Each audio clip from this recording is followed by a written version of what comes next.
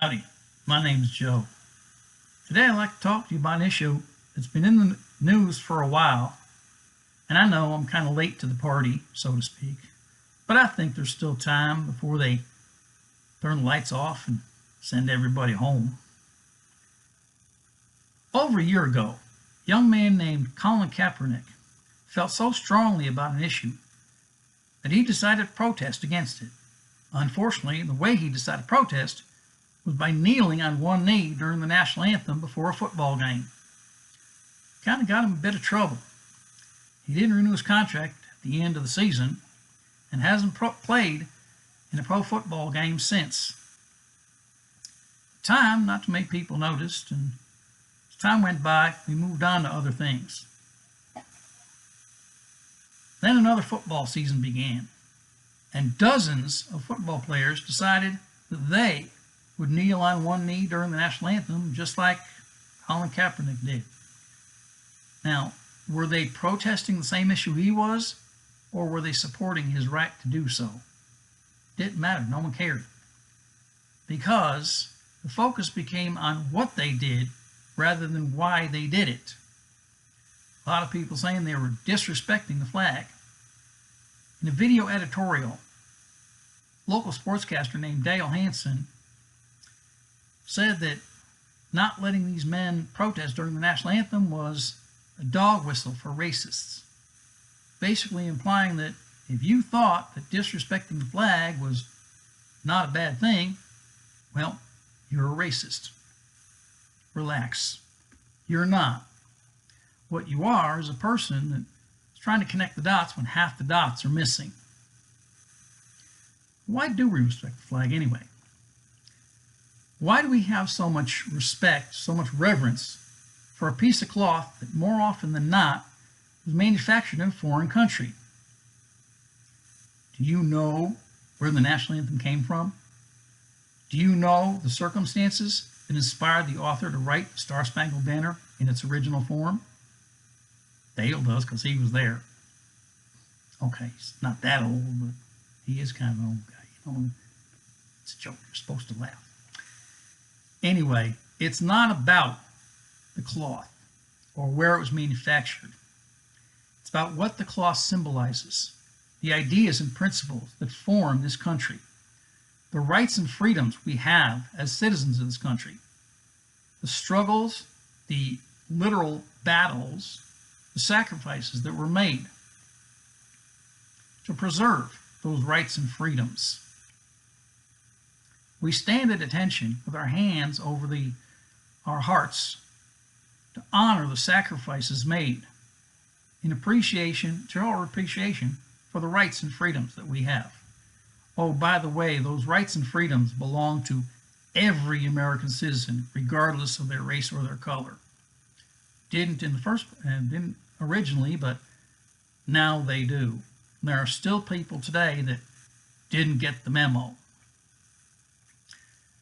But having those rights and freedoms doesn't mean exercising them however, whenever, and wherever you want.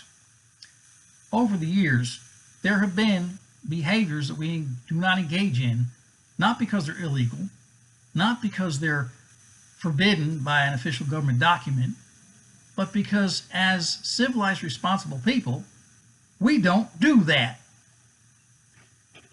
If you are an American citizen and you do not have a valid religious reason not to, you stand at attention with your hand over your heart, or your hat over your heart for men,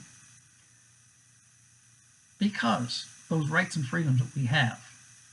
We don't take any other action because, as responsible, civilized American citizens, we don't do that. Now, since Mr. Hansen's editorial, there have been op-ed articles in the newspaper, letters to the editor, people going on television. I saw a football player on a morning talk show called The View, trying to explain what this protest was supposed to be all about. There's an old line about telling jokes that goes, if you have to explain the joke, it's not funny. Now, police brutality against black people and racial inequality are also not funny. And I don't mean to imply that they are, but a similar principle can be applied. If you have to explain what your protest is all about, it's not going to be effective. In his video editorial, Dale Hansen compared not letting these football players protest during the National Anthem to Martin Luther King marching across a different bridge, or young black Americans going to a different lunch counter. But the comparison doesn't fit. Reverend King could have gone to a different bridge, I suppose, if he wanted to, but it wouldn't matter. No matter what bridge he marched across, the reason for that march was very, very clear. And the lunch counter, well, that was more accurately compared to a bus. No matter what lunch counter those men went to, no matter what bus a young black woman boarded, the reason for their protest was so obvious that even an old guy like Dale Hansen could figure it out. It's been said many, many times that actions speak louder than words. In this case, they were so much louder that they drowned out the reason for the protest in the first place. It was buried under the weight of dozens of knees hitting the ground. You have an issue that you feel very, very strongly about, you feel you need to take action, ask yourself this question: are my actions going to actually help solve the problem, or are they going to create another one?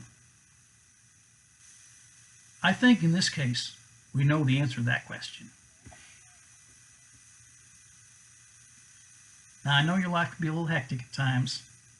Don't forget, once in a while, sit back, relax, take a few moments,